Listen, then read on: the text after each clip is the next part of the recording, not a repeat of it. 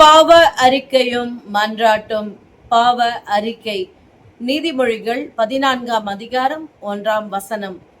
புத்தியுள்ள ஸ்திரீ தன் வீட்டை கட்டுகிறாள், புத்தியில்லாத ஸ்திரீயோ தன் கைகளினால் அதை இடித்து போடுகிறாள். ஆமென்.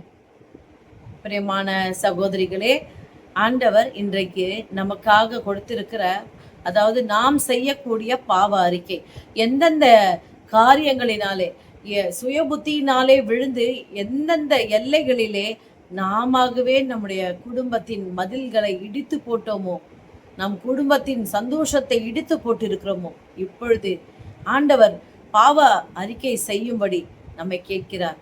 பாவத்தை அறிக்கை செய்து விட்டு விடுகிறவனோ இரக்கம் பெறுவான் என்று சொல்லி இருக்கிறார்.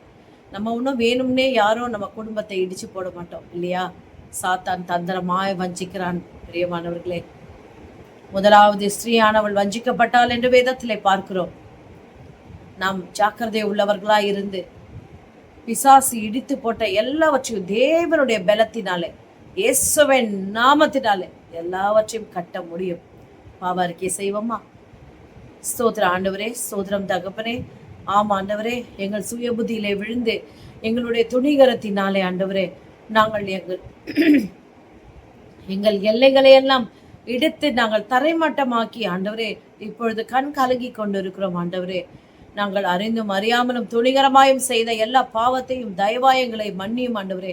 எங்கள் சுய புத்தியிலே விழுந்து செய்த எல்லா பாவத்தையும் தயவாய் மன்னித்து இனி சுய புத்தியிலே சாயாமல் நாள்தோறும் கர்த்தரை பற்றும் பயத்தோடு இருந்து காரியங்களை ஆண்டவரே உமக்கு முன்பாக உத்தமமாய் செம்மையாய் செய்து உம்முடைய நாமத்தை மகிமைப்படுத்தும்படிக்கு ஆண்டவரே எங்களை ஆசீர்வதிங்க.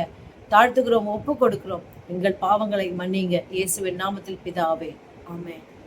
பாவ அறிக்கை செய்யுங்க. கர்த்தர் உங்களோடு இருப்பார், பெரிய காரியங்களை செய்வார். கர்த்தர் உங்கள் குடும்பத்திலே மகிமையாய் வெளிப்படுவார். God bless you.